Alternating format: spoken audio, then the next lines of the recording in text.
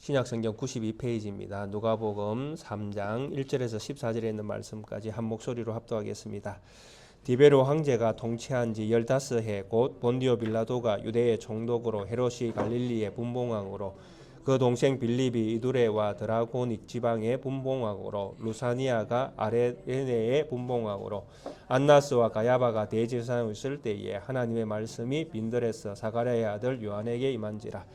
요한이 요단강 부근 각처에 와서 죄 사함을 받게 하는 회개의 세례를 전파하니 선지자 이사야의 책에 선바 광야에서 외치는 자의 소리가 있어 이르되 너희는 주의 길을 준비하라. 그의 오실 길을 곧게 하라. 모든 골짜기가 메워지고 모든 산과 작은 산이 낮아지고 굽은 것이 곧아지고 험한 길이 평탄하여질 것이요 모든 육체가 하나님의 구원하심을 보리라 함과 같으니라. 요한이 세례받으러 나아오는 무리에게 이르되 독사의 자식들아 누가 너희에게 일러 장차 올 진노를 피하라 하더냐. 그러므로 회개에 합당한 열매를 맺고 속으로 아브라함이 우리 조상이라 하지 말라. 내가 너희에게 이르노니 하나님이 능히 이 돌들로도 아브라함의 자손이 되게 하시리라. 이미 도끼가 나무 뿌리에 놓였으니 좋은 열매 맺지 아니하는 나무마다 지켜 불에 던져지리라. 무리가 물어 이르되 그러면 우리가 무엇을 하리이까? 대답하여 이르되 옷 두 벌 있는 자는 옷 없는 자에게 나눠줄 것이요 먹을 것이 있는 자도 그렇게 할 것이니라 하고 세리들도 세례를 받고자 하여 와서 이르되 선생이여 우리는 무엇을 하리이까 하며 이르되 부과된 것 외에는 거두지 말라 하고 군인들도 물어 이르되 우리는 무엇을 하리이까 하며 이르되 사람에게서 강탈하지 말며 거짓으로 고발하지 말고 받는 급료를 족한 줄로 알라 하니라. 아멘. 예수님의 정인으로 이 세상에 먼저 태어난 세례 요한은 그의 사역의 현장이 빈들이라고 그렇게 말씀을 합니다. 실제로 예수님은 먼저 12살 되었을 때에 예수님은 성전에 올라가셔서 이런 말씀을 하셨습니다. 내가 내 아버지 집에 있는 것이 너무나 마땅한데 그것을 알지 못했습니까? 예수님을 찾는 무리들에게 이런 말씀을 하셨습니다. 그래서 예수님의 어떤 그 성전에 대한 이해는 성전이 하나님의 아버지의 집이다. 그래서 성전은 아버지를 보여주는 그림과 같은 것이다. 그 아버지 자체를 보여주는 그 아버지의 사역과 또 아버지가 어떤 분이신지 아버지의 어떤 마음 이런 것들을 다 담고 있는 것이 성전인 것을 말씀합니다. 그래서 이 성전과 예수님이 하나 된 것처럼 내가 내 아버지 집에 있어야 된다 이런 말씀을 하신 것은 결국 아버지 집, 아버지가 보여주는 그 모든 모습이 예수님의 어떤 사역과 연결되어져 있다라는 것입니다. 그래서 예수님은 가장 먼저 성전에서 성전이 가지고 있는 기능과 또 아버지의 어떤 마음 이런 모든 것들을 담아내는 분이 자기 자신인 것을 이제 드러내던 것처럼 성전에서 먼저 자기의 모습을 드러내셨습니다.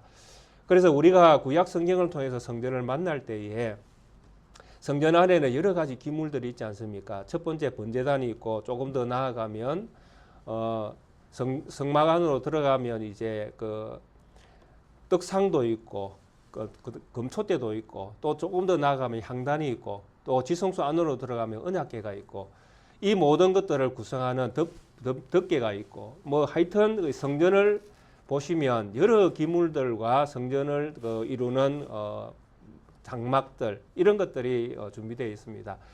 그런데 우리가 이 모든 것들에 대한 의미들을 다 우리가 성경을 통해서 알 수는 없지만은 성경이 분명히 말씀하는 것은 이 성전이 예수님의 사역과 또 예수님이 어떤 분이신지를 다 이 성전의 어떤 그 모형이 담아내고 있다라는 것입니다. 그래서 우리가 너무나 쉽게 잘 이제 이해하고 있는 것들 중에 한 가지가 번제단에 드려지는 어린 양이잖아요. 그 양은 곧 드려지는 제물인데 이 제물을 하나님께서 받으시고 백성들의 죄를 용서하신다라는 것이죠. 그래서 도대체 제물이 무엇이길래 하나님이 그 제물을 받고 사람의 죄를 용서하는가? 그래서 이건 모형이다. 결국 오실 메시아가 어린 양의 어떤 그 사역을 담당할 분으로 이 세상에 오신다. 이렇게 우리는 구약을 통해서 예수님의 어떤 사역을 만나게 되어진다라는 것입니다. 그래서 이런 어떤 사역의 어떤 모습으로 예수님은 이 세상에 오셨다라는 것입니다. 그래서 이 성전을 통해서 예수님이 이제 나타나게 되는 것이죠. 궁극적으로는 예수님이 누구신지, 그분이 무슨 일을 하실 것인지, 그분이 하신 일로 말미암아 이 세상에서 어떤 새로운 일들이 일어나게 되는가 하는 이 모든 것들이 예수님의 사역에서 이제 결정이 되어진다라는 것입니다. 그래서 예수님은 성전을 통해서 자기 자신이 새로운 어떤 그 성전을 담아내는 자로서 이 세상에 오셨음을 분명히 말씀하셨다라는 것입니다. 그런데 이 예수님을 알리는 세례 요한은 이 성전에서 일을 시작하지 아니하고 빈들에서 일을 시작한다라는 것입니다. 왜냐하면 이런 하나님의 자비와 긍휼, 공의가 이 성전을 통해서 다 담아내고 이런 어떤 하나님의 마음을 갖고 살아야 될 이스라엘 백성들, 즉 하나님의 백성들이 하나님의 마음과는 하나님의 뜻과는 하나님의 어떤 그 생각과는 전혀 다른 방식으로 세상에서 살고 있다라는 것입니다. 언제 예수님이 오셨던 이때에, 물론 뭐 그 이전에도 마찬가지죠. 이스라엘의 역사가 끊임없이 하나님에 대하여 반역한 역사임을 성경은 우리에게 끊임없이 보여주고 있다라는 것입니다. 그래서 이런 어떤 그 하나님의 마음을 담아내지 못하는 백성들의 그 무지함과 죄악된 모습들 때문에 이제 성전을 통해서 보여졌던 하나님이 새로운 어떤 이스라엘 백성과 관계를 맺어야 된다라는 것입니다. 그래서 세례 요한은 성전에서 일을 시작하지 아니하고 빈들에서 일을 시작하는 것입니다. 새로운 관계를 설정하기 위해서는 새로운 장소가 필요한 것이죠. 그래서 이 새로운 장소가 어디냐 하면 빈들이었다라는 것입니다.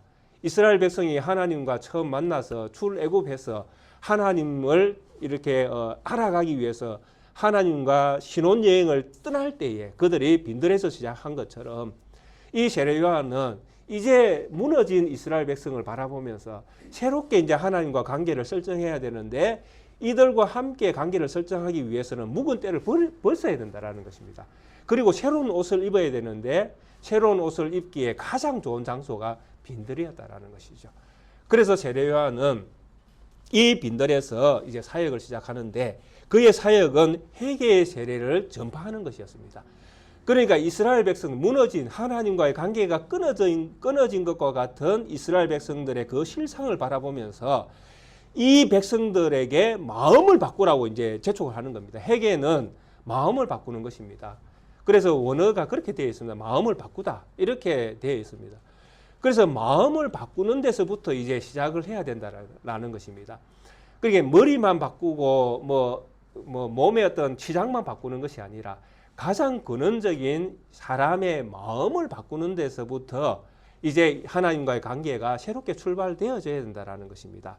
그래서 세례 요한은 빈들에서 죄 사함을 받게 하는 회개의 세례. 그래서 죄 사함이라는 것은 이제 마음에서부터 이제 바뀌어져야 되는 것이죠. 마음이 바뀌어져야 근본적인 죄 사함이 효력 있게 그 사람을 덮을 수 있다라는 것입니다. 그래서 세례 요한은 이런 사역을 시작을 합니다. 그래서 세례 요한의 이 사역을 하는 이 사역을 바라보면서 이것은 선지자 이사야가 한 말씀을 이루기 위한 것과 똑같다. 이렇게 누가는 증언을 합니다. 그래서 4절에 보면 선지자 이사야의 책에 쓴 바 광야에서 예치는 자의 소리가 있어 이르되 너희는 주의 길을 준비하라. 그의 오실 길을 곧게 하라.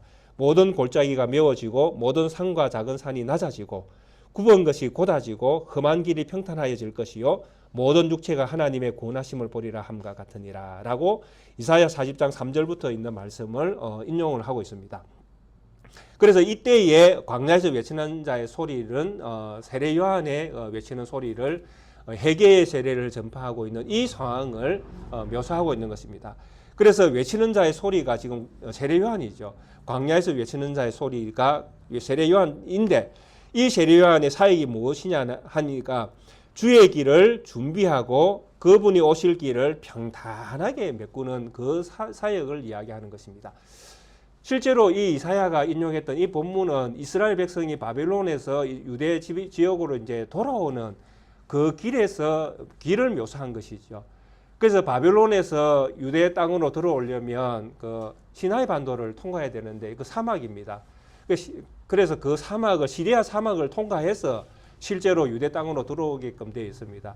그러니까 시리아 사막을 평탄하게 만드는 것이죠. 어떻게 보면 하나님께서 오실 길이니까 그 길을 평탄하게 작업을 하는 게 선구자의 역할인 것이죠. 이 선구자의 역할을 지금 세례 요한이 하고 있다라는 것입니다. 그래서 세례 요한은 모든 육체가 그 마지막에 이렇게 되어 있지 않습니까? 모든 육체가 하나님의 구원하심을 보리라. 하나님의 구원하심을 보기 위해서는 먼저 인간의 마음이 변화가 일어나야 되는 것이죠. 하나님의 마음이 사람 속에 심겨지기 위해서는 사람의 마음이 변화가 일어나야 된다는 게 가장 근원적인 부분입니다. 그래서 이 마음이 변화가 되어져야 모든 육체가 하나님의 구원하심을 볼 것 아닙니까?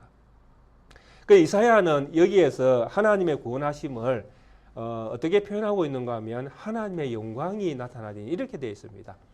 이사야는 하나님의 영광이 나타난다고 그렇게 이사야 40장에서 말씀하고 있는데 누가는 이 하나님의 영광을 하나님의 구원하심으로 바꾸어서 지금 성경을 기록을 하고 있습니다.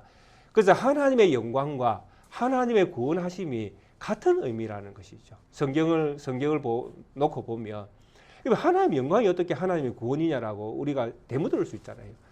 그러니까 제가 늘 강조하는 부분이 그렇습니다. 하나님의 영광이라는 것은 우리가 생각하는 휘황찬란한 어떤 그런 하나님의 능력을 이야기하는 것이 아니다라는 것입니다.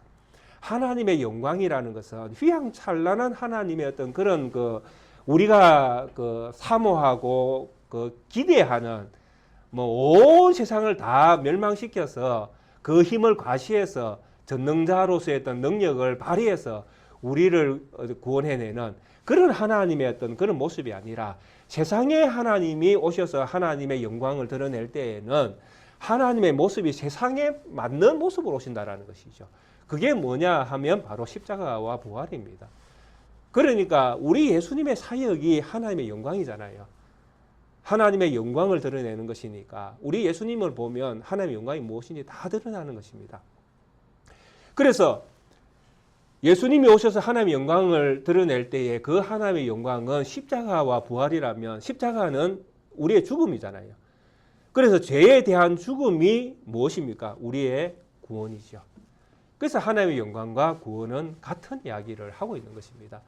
그래서 우리가 하나님의 영광을 하나님의 능력 있는 어떤 그런 위대한 능력 있는 쪽에서 생각하면 구원과 연결을 시킬 수가 없습니다. 근데 하나님의 영광을 성경이 말하는 하나님의 영광을 찬찬히 들여다보면 십자가를 향해서 나아가고 있습니다. 그런데 이 십자가를 가만히 생각해 보면 우리 구원과 너무나 밀접하게 연관되어 있죠. 십자가를 통한 하나님의 영광이 드러날 때에 비로소 우리에게 죄 사함의 능력이 오게 되어지고 하나님의 구원하심이 우리에게 드러나게 되는 것입니다. 그래서 이사야는 하나님의 영광이라고 이야기했지만은 누가는 이것을 하나님의 구원하심이라고 이렇게 바꾸어도 너무나 명확한 하나님의 동일한 말씀의 연결이기 때문에 이렇게 사용을 하고 있는 것입니다. 그래서 하나님의 이런 구원하심을 보기 위해서는 인간의 어떤 이 마음이 변화가 일어나야 된다는 그럼 근원적으로 우리의 마음이 변화가 일어나야 우리가 구원받았다라고 이렇게 이제 말을 할 수 있는 것입니다. 그래서 우리 낙계교회 성도님들은 이 과정을 다 통과하신 분들이죠. 성령을 통해서 우리의 마음에 새로운 언약이 우리 가운데 심겨지고 우리가 성령의 어떤 식기심을 통하여 새로운 사람이 됐잖아요. 그래서 우리는 이전 것은 지나갔으니 보라 새 사람이 되었도다. 이렇게 외치는 성경의 말씀을 우리는 우리의 것으로 받아들이고 우리가 새 사람 된 것을 선언하고 이제 믿음으로 교회를 통해서 말씀을 통해서 우리는 새로운 사람으로 살아가는 그런 어떤 삶을 우리는 살아가고 있다라는 것이죠. 그래서 이게 바로 우리의 정체성입니다. 이런 모든 사건들이 이제 다 우리에게는 지나간 것이죠. 그래서 모든 육체가 하나님의 구원하심을 보리니 이제까지는 이스라엘 백성들이 항상 구원이 자기들 메시아는 자기들을 위한 메시아 이런 생각을 가지고 있었습니다. 근데 오늘 본문에서 뭐라고 이야기합니까? 모든 육체가 여호와의 영광을 보리니 하나님의 구원하심을 보리니 그래서 이제 이스라엘을 통해서 부분적으로 증거되어졌던 하나님이 이제 예수님이 오심으로 말미암아 온 세계로 예수님의 구원하심은 선언이 될 것이다라고, 그리고 그 온 세계를 향한 하나님의 구원하심이 나타나게 될 것을 말씀을 하신 것입니다. 이 말씀 또한 우리에게 적용이 되어졌죠. 우리가 이스라엘 바깥에서 태어났지만 하나님의 구원을 우리가 경험했잖아요. 그래서 이런 모든 말씀들은 이렇게 요한의 때부터 하나님의 계획된 말씀은 이렇게 시행되어 갈 것을 말씀을 하신 것입니다. 자, 그래서 이런 어떤 육체 세례 요한이 회개 세계를 선포할 때에 세례 요한의 어떤 생각은 너무나 분명합니다. 자기가 말라기가 예언했던 엘리야의 심정으로 이 세상에 와서 사역해야 될 사람이고, 또 이사야가 이야기했던, 하십 땅에서 이야기했던 이 사역을 해야 될 당사자가 자기인 것을 분명히 이해했을 것입니다. 그래서 이런 이해를 가만히 가지고 세례 요한이 사역을 하면 이제 우리에게 보여주고 있는 6절 이하도 너무나 자연스럽게 연결되어집니다. 말라기에서 선지 엘리야를 보낸다고 할 때에 그 때를 이야기합니다. 그 때가, 그렇게 엘리야 선지자가 올 때, 세례 요한이 올 때는 여호와의 크고 두려운 날이 이르기 전입니다. 그러니까 우리 하나님께서 온 세상을 심판하시는 것이죠. 크고 두려운 날이니까. 그래서 말세입니다. 세례 요한이 올 때는 말세에 온다라는 것이죠. 그리고 세례 요한이 사역을 하고 나면 그 다음에 무슨 일이 일어납니까? 여호와의 크고 두려운 날이 이르는 것입니다. 여호와의 크고 두려운 날은 온 세상의 죄악됨을 심판하는 날입니다. 그래서 예수님이 십자가를 지셨을 때에 세상이 심판당한 것을 정언하고 있잖아요. 온 세상이 어둠에 휩싸이는 것. 그게 바로 하나님께서 세상을 심판하셨다라는 것입니다. 여호와의 크고 두려운 날이 되었다라는 것이죠. 그래서 이때부터 분명히 구원자와 심판받을 자가 이제 정해져 버리는 것입니다. 복음을 받으면 구원을 얻는 것이고, 복음을 받지 않으면 바로 죽음에 이르는 것이죠. 사망 선고가 되는 것이죠. 이 여호와의 크고 두려운 날입니다.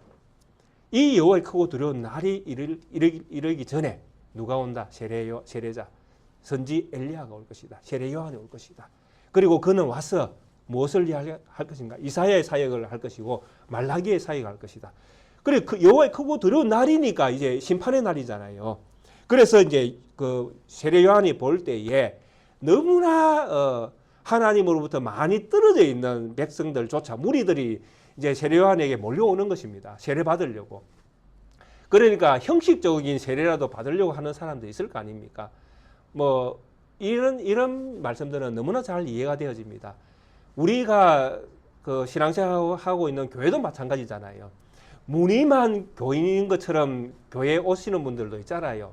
사업이 목적이신 분들, 뭐 여러 가지 뭐 사람을 많이 만나야 되는 사업을 하시는 이런 분들은 사업을 위해서도 교회에 오시는 분들이 있거든요. 뭐 우리가 그 속마음은 다 알지 못하지만 하는 거 보면 다 대충 드러나지 않습니까? 그래서 사업이 목적인 교인들도 있다라는 것입니다. 여기서 교인이라는 것은 그냥 교인입니다. 성도가 아니라 그냥 교인으로 오는 거예요. 그래서 이런 어떤 형태의 어떤 사람들이 우리 가운데 있었던 것처럼 세례 요한 사역 때에도 있었다라는 것이죠. 그래서 세례 요한이 7절에 이렇게 이야기합니다. 요한이 세례 받으러 나아오는 무리에게 이르되 독사의 자식들아. 정말 그 독사는 부정한 동물이잖아요. 그러니까 이런 부정한 동물을 이야기하면서 독사의 자식들아. 그러니까 너는 마귀 새끼다. 뭐 이런 말과 비슷하죠. 우리가 흔히 이야기하면 이 마귀 새끼야. 뭐 이렇게 부르는 거가 비슷한 표현처럼 보입니다. 독사의 자식들아, 누가 너희에게 일러 장차 올 진노를 피하라 하더나 여호와의 크고 두려운 날에 징계할 그 하나님의 심판에서 누가 너희를 이 심판에서 피하라 하더냐. 그러므로 회개에 합당한 열매를 맺고 속으로 아브라함이 우리 조상이라 말하지 말라. 내가 너희에게 이르노니 하나님이 너희 이 돌들로도 아브라함 자손이 되게 하리라. 그리고 여기 몰려 나오는 대부분의 사람들이 누구라는 것입니까? 혈통적 이스라엘이라는 것입니다. 여기 지금 나오고 있는 사람들이. 그래서 이 사람들은 자부심이 대단한 거예요. 우리는 이스라엘 백성이다라는 것이죠. 우리는 이스라엘 백성이다. 여호와 하나님은 우리의 하나님이다. 이런 자부심으로만 똘똘 뭉쳐 있는 사람들이 이제 세례 요한에게 나왔다고 이렇게 볼 수 있습니다. 뭐 참 이런 표현들은 참 우리에게도 사실 우리 믿음의 생활을 하고 있는 우리에게도 사실은 조금 경종을 울려야 되는 표현들입니다. 어떤 그 신분이라는 거, 자기 출생이라는 거, 자기가 가지고 있는 간판이라는 것이 자기의 신앙을 대변하는 것처럼 이렇게 생각되기도 하거든요. 이스라엘 백성들이 이스라엘 백성이라는 자부심, 그러니까 메시아에 대한 어떤 은총이 자기들에게 주어지는 것으로만 이해하고 민족적 우월성을 가지고 그렇게 신앙생활을 하는 사람들, 이 사람들의 어떤 그 자부심은 이것 자체가 그들의 신앙이 되어져 있을 가능성이 많다라는 것입니다. 그래서 오늘날 우리가 생각할 때도 이런 부분들이 적잖아 많이 있거든요.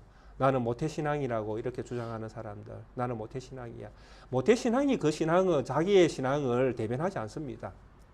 그 자기가 태어날 때부터 신앙을 가졌다라는 그 자체가 이 사람의 모든 신앙을 대변하지 않는다라는 것입니다. 그리고 우리가 교회 생활하면서 얻게 되어지는 것들이 있지 않습니까? 목사, 장로, 집사, 뭐 얻게 되어지는 간판들이 우리의 신앙을 대변하지 않습니다. 목사라고 해서 목사직이 목사의 신앙을 대변하지 않는다라는 것입니다. 신앙과 직은 다른 부분이잖아요. 장로님들도 마찬가지입니다. 집사님들도 마찬가지고요. 그 신앙이 직분이 신앙을 대신해 주지 않는다라는 것입니다. 그래서 신앙은 신앙이에요. 직분은 직분이고, 직분은 직분에 맞게끔 잘 사용해야 되죠. 그러나 이 직분이 신앙을 대변하지는 않는다라는 것을 분명히 아셔야 됩니다. 그래서 우리는 직분자로서 사는 것이 중요치 않습니다. 우리 모든 성도님들은 어떻게 사셔야 됩니까? 믿음의 사람으로 사셔야 됩니다. 성도로 사셔야 돼요. 이게 정말 중요한 부분입니다. 성도로서의 삶이 중요하지, 목사로서의 삶, 장로로서의 삶, 집사로서의 삶, 그거 별로 중요하지 않아요. 그러니까 제가 목사한다는 거, 여러분들이 장로의 직분을 감당한다는 거, 어떤 분이 집사의 직분을 감당한다는 거, 그거 그렇게 중요하지 않아요. 제가 볼 때. 정말 중요한 것은 우리가 성도로서 살아가는 모습입니다. 이 모습이 하나님 앞에 드려지는 것이고, 하나님이 보고 계시는 것이고, 하나님이 인정하시는 것입니다. 그래서 우리는 성도로서 살아가는 이 부분에 집중을 해야 됩니다. 그래서 그 다음 부분이 우리에게 주어지고 있거든요.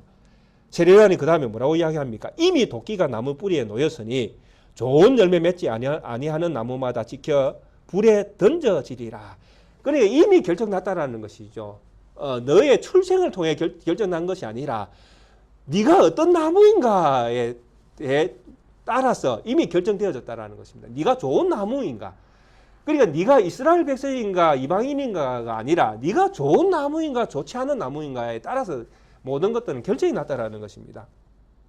그래서 심판에 이미 도끼가 나무 뿌리에 놓였다는 것은 크고 두려운 날이 이제 이미 이르기 직전이라는 것이죠. 하나님이 온 세상을 심판하기 바로 직전까지 와 계시다라는. 왜냐하니까 이미 예수님이 세상에 등장하셨잖아요.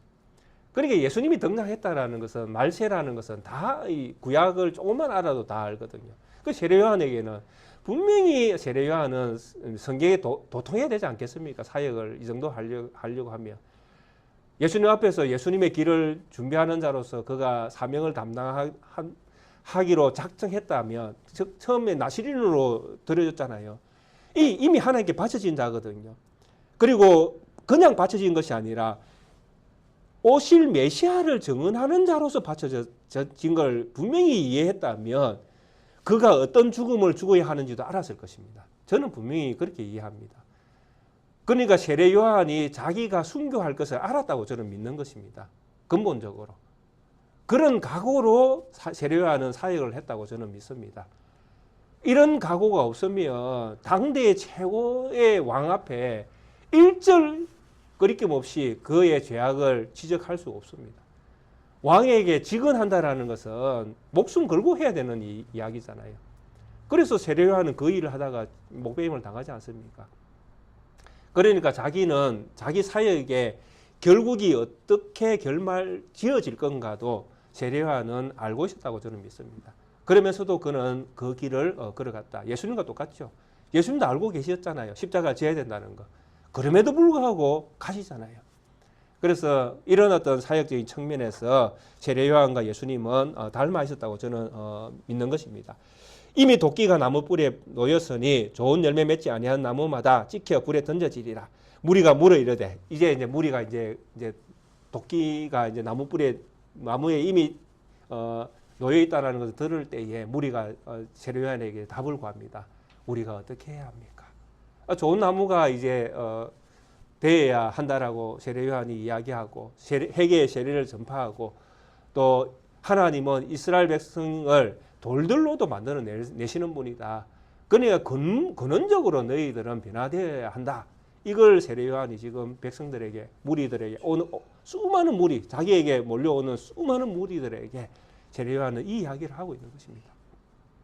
그리고 세례요한의 답은 무엇입니까? 11절부터 그 답이 있습니다. 대답하여 이르되 옷 두 벌 있는 자는 옷 없는 자에게 나눠줄 것이요 먹을 것이 있는 자도 그렇게 할 것이니라. 이 시대를 반영하고 있는 것입니다. 이스라엘 백성들이 로마의 지하에서 지금 로마의 다스림을 받고 있을 때니까요. 그리고 로마는 이 전쟁을 계속하고 있는 상황이기 때문에 끊임없이 세금을 거둬야 되는 상황이고 이런 상황 속에서 그들이 지배하고 있는 지역에 더 많은 세금을 부과해서 백성들을 힘들게 하고 있는 상황입니다. 그리고 이때에 백성으로 살아간다는 것은 너무나 힘든 것이죠. 일제 치하에서 백성의 삶과 일제에 빌붙어서 그래도 관료 역할을 했던 사람과의 삶은 완전 다른 삶을 살았지 않습니까? 그래서 이때도 마찬가지입니다. 백성의 삶은 상당히 어렵다라는 것이죠. 예수님도 태어나자마자 이 세금 때문에 인구 조사를 로마가 했지 않습니까? 다 돈을 거두기 위한 자기들의 지배하고 있는 지역에 대하여 할당량을 늘리기 위한 수단으로 이 인구 조사도 하고 계속적으로 압력을 분봉왕이나 또 총독에게 압력을 가하는 것이죠. 그래서 대제사장, 서기관, 바리새인 이 사람들이 이 시대에 그들이 악인이 될 수밖에 없는 게 이런 어떤 환경에서 그들이 살아남기 위해서 그렇게 하는 것이죠. 궁극적으로. 근데 신앙이 있다면 이제 그걸 선택하면 안 되지만은 신앙이 없으니까 그 길을 선택할 수밖에 없는 것입니다. 그들도 살아야 되고 또 더 백성들보다는 더 나은 삶을 살고 싶고 다 그렇지 않습니까? 10평 집보다는 20평이 더 편하고 20평보다는 30평이 더 편하지 않습니까? 못 갖춰 사는 것보다 갖춰 사는 게 훨씬 편하지 않습니까?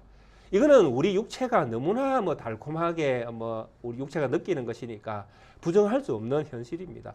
그래서 백성들은 이런 어려운 가운데에 있는 현실 속에 있는 것입니다.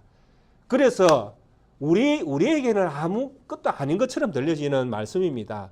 옷 두 벌 있는 자는 옷 한 벌 주고 우리에게는 어쩌면 마음만 먹으면 할 수 있는 일입니다. 그러나 이 시대를 사는 이 백성들에게는 이것이 엄청나게 어려운 이야기라는 것입니다. 왜? 너무나 힘들게 쪼달리고 또 착취를 당하고 있는 상황이기 때문에 두 벌 있는 사람도 다음을 위해서 저축을 해야 되는 상황일 수도 있다라는 것입니다. 내일을 위해서 조금 모아두자 이렇게도 해야 되는 상황일 수 있다라는 것입니다. 그런데 세례요한은 무엇입니까? 이미 도끼가 나무 뿌리에 이미 놓여 있다라는 것입니다. 임박한 하나님의 때가 와 있다라는 것이죠. 그래서 이때는 내일을 생각할 만큼 여유 있는 시간이 아니다라는 이야기입니다. 내일은 없다라고 생각해야 되는 시간이죠. 오늘이. 그래서 백성들에게 오늘에 대한 이야기를 하는 것입니다. 옷 두 벌 있는 사람은 한 벌 주라. 예수님께서 하신 말씀과 비슷합니다. 누가 오리를 가려고 하거든 심리도 동행하고 누가 오른쪽 뺨을 때리면 왼쪽 뺨도 돌려대고 겉옷을 가지고자 하면 속옷도 내어주고 이런 표현입니다. 어렵지만은 왜 이런 표현들이 나오느냐 하는 것이죠. 옷 두 벌 있는 자는 옷 없는 자에게 나눠주고 먹을 것이 있는 자도 먹을 것이 없는 사람에게 조금 나누어 주라. 왜 이 이야기를 하겠습니까? 무엇 때문에? 바로 예수님 때문에 이 이야기를 하는 것입니다. 예수님이 십자가를 지는 이유가 바로 하나님의 자비로우심을 보여주는 증거거든요. 그래서 지금 11절이 이야기하는 것은 선행을 하라라는 이야기가 아닙니다. 선행의 관점이 아니라 자비의 관점입니다. 하나님이 누구신가를 보여줘야 되는 백성된 자의 믿음의 모습입니다. 성도로서의 모습이죠.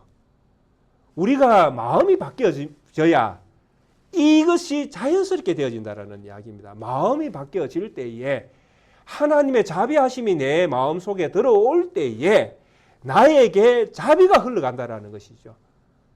그런데 하나님의 자비하심이 내 마음에 들어오지 않으면 내 마음에서 내 삶에서 자비가 흘러갈 수가 없습니다. 근원적으로. 그래서 지금 요한은 세례 요한은 지금 이 백성들이 무엇이 무너졌는가를 지금 보고 있는 것이잖아요. 이 백성들은 무늬만 이스라엘 백성이라고 하지 실제로는 이스라엘 백성으로서 하나님을 믿는 여호와 하나님을 믿는 여호와 하나님이 어떤 분이신지에 대해서는 전혀 관심이 없다라는 것입니다. 이스라엘에 찾아오신 여호와 하나님은 구약을 통해서 나타나는 여호와 하나님은 자비의 하나님인데 이 백성에게는 이 마음이 전혀 없다라는 것입니다. 그래서 11절 너무나 백성들이 알아듣기 쉬운 말로 지금 하고 있는 이야기가 너희가 자비의 마음을 가져야 된다. 이 말씀을 하고 있는 것입니다. 너희가 자비의 마음이 있어야 된다. 꼭 이렇게 하라는 이야기가 아닙니다. 다른 방식으로 얼마든지 할 수 있죠. 숨이 꼭 넘어가는 사람에게 물 한 잔 주는 것도 자비의 마음 아니잖아요. 자비의 마음 아닙니까? 그러니까 우리의 어떤 삶의 현장에서 아주 작은 것이라도 자비의 마음을 드러낼 수 있는 영역을 우리가 삶을 통해서 실천해야 된다는 것입니다. 그게 신앙인이에요. 비록 합리화시킬 수 있죠. 일을 하다 보면 바쁘기도 하고 또 너무 바쁜데 너무 자주 찾아오기도 하고 이런 사람들 있잖아요. 그런데 때로는 그런 생각도 저는 듭니다. 그 사람이 우리를 속일지라도 우리는 믿음의 마음을 버리지 말아야 되지 않는가 하는 생각도 저는 가끔 해봅니다. 그래서 우리가 이 마음을 잃어버리면 결국 하나님을 우리가 잃게 되는 것이죠. 왜? 하나님의 자비하심이 우리에게서 나타나지 않는데 우리에게 하나님이 있다라고 말할 수 없잖아요. 그래서 11절은 이렇게 접근을 하셔야 됩니다. 그 선행을 하라는 이야기가 아니라 하나님의 자비하심이 너희 속에 있는가 하는 것을 지금 던지고 있는 말씀으로 들어야 되는 것입니다. 그리고 11절 세리들에게 이야기합니다. 이 관료죠. 이때에는 아주 중요한 위치에 있는 사람들입니다. 세금을 거두어서 이제 로마에 바치는 사람이니까요. 그러니까 백성들에게 더 많은 세금을 거두면 거둘수록 자기한테 유익한 자기 자리를 보존받고 자기의 어떤 출세의 길도 열리는 이런 자리에 있는 사람들입니다. 그리고 자기 배도 넉넉하게 채울 수 있는 그런 자리에 있는 사람입니다. 그런데 이 세리에게 뭐라고 이야기합니까? 세리들도 세례를 받고자 하여 와서 이르되 성생이여 우리는 무엇을 하리까 하니까 13절에 이르되 부과된 것 외에는 거두지 말라. 너무나 정확한 명답을 지금 주고 있습니다. 부과된 것 외에는 거두지 마라. 이게 5전 받기로 5세겔 받기로 되어 있으면 5세겔만 받으라는 것이죠. 근데 5세겔을 받으라고 하는데 뭐 합니까? 한 6세겔 불러서 6세겔 받아서 5세겔은 바치고 1세겔은 자기 주머니에 넣고 이런 짓 하지 말라라는 것이죠. 왜? 그렇게 하면 그렇게 할수록 누가 더 피곤해집니까? 백성들이 더 피곤해지죠. 백성들을 그게 하나님의 자비하심이 있으면 하나님의 자비의 마음이 있으면 그 백성들 정말 힘들고 어렵게 사는 백성들에 대한 자비의 마음이 있을 수밖에 없다라는 것입니다. 그리고 또 여기에는 자비도 있지만 뭐도 있습니까? 공의도 있습니다. 그게 하나님이 십자가를 통해서 자비와 공의를 다 보여주시잖아요. 그래서 이 본문 속에 지금 세례 요한의 이 말에 뭐가 나타나고 있는가 하면 십자가가 지금 나타나고 있습니다. 하나님의 자비하심과 하나님의 공의가 정확하게 세례 요한의 이 말에 들어 있습니다. 부과된 거 왜 받지 마라. 이 군인한테 이야기할 때도 똑같이 이야기합니다. 군인에게도 하나님의 공의가 그대로 이야기되어집니다. 그 밑에 뭐라고 이야기합니까? 군인들로 몰려와 물어 이르되 우리는 무엇을 하리까 하며 사람에게 강탈하지 말며 거짓으로 고발하지 말고 받은 급료를 족한 줄로 알라. 그대로 공의를 이야기합니다.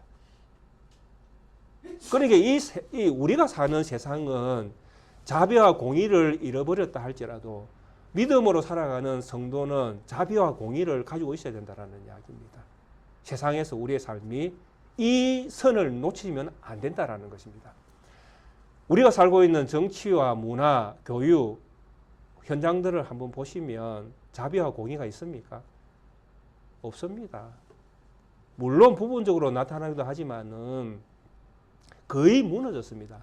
그런데도 우리는 무엇을 봅니까? 부분만 보고 이렇게 지지하고 그렇게 나아가지 않습니까? 그러나 우리 성도님들을 보아야 될 눈은 하나님의 자비가 있는가, 하나님의 공의가 있는가 같이 보셔야 됩니다. 그러면서 판단을 하고 우리 스스로도 이 믿음 위에 서서 신앙생활을 하셔야 됩니다. 그리고 사회생활도 우리 성도님들이 가지고 있는 직업이 있지 않습니까? 이 직업에서도 자비와 공의를 분명히 만족시켜야 됩니다. 받는 급여에 족한 줄 아셔야 됩니다. 물론 적을 수 있죠. 내 마음에 안 들 수 있으면 내 성에 안 찰 수 있습니다. 그러나 정해진 그것에 우리가 만족함을 가지셔야 됩니다. 왜? 우리의 세상, 우리가 사는 우리의 새 신분으로 사는 우리 성도님들의 삶은 이 세상이 진짜가 아니기 때문에 그렇습니다. 우리는 하늘의 사람들이잖아요. 그 하나의 사람들에 맞는 생각을 가지고 사셔야 됩니다. 그리고 하나님 나라에 맞는 어울리는 그런 생각과 사고방식과 삶의 철학을 가지고 세상을 사셔야 된다는 것입니다. 물론 그렇게 살면 손해보는 것 같죠. 예, 손해봅니다. 손해볼 수밖에 없죠. 왜? 세상 사람들은 그렇게 우리가 산다고 해서 우리를 알아주지 않습니다. 오히려 우리를 바보 취급 여길 것이고, 아이고 저 사람은 뭐 이렇게 대우해도 뭐 좋다 한다, 뭐 별 소리 안 한다, 뭐 좀 적게 줘도 불평 안 한다. 뭐 세상은 그렇게 충분히 우리를 그렇게 다루낼 겁니다. 세상은 우리를 또 그렇게 또 몰아갈 것입니다. 그러나 애매히 고난 당하는 그 삶 속에 하나님은 우리 성도님들을 축복하실 것입니다. 저는 분명히 믿습니다. 그리고 우리 하나님은 그렇게 살아가는 우리 성도님들을 응원하실 것입니다. 분명히 우리 하나님은 그 가운데 계시면서 우리 성도님들을 보호하실 것입니다. 어떤 방식으로든. 그리고 우리가 주님 앞에 섰을 때에 잘했다 칭찬하실 것입니다. 저는 우리 성도님들이 성도로서의 삶을 사시기를 원합니다. 직분자로서가 아니라 어떤 사람, 어떤 출신이 아니라 정말 하나님께서 기뻐하시는 생각으로 하나님의 공의와 자비를 만족시키는 그런 삶이 무엇인지를 늘 고민하면서 기도하시면서 그리고 감당할 수 있는 부분이 무엇인지를 늘 주님 앞에 물으면서 그렇게 세상에서 믿음 있는 성도로서 우리 성도님 한 분 한 분이 살아내시는 삶이 되시기를 진심으로 바라고 소원합니다. 이 믿음 위에 굳게 서가는 우리 모든 성도님 되시기를 주의 이름으로 축원드리겠습니다. 함께 찬송가 264장 찬양되도록 하겠습니다.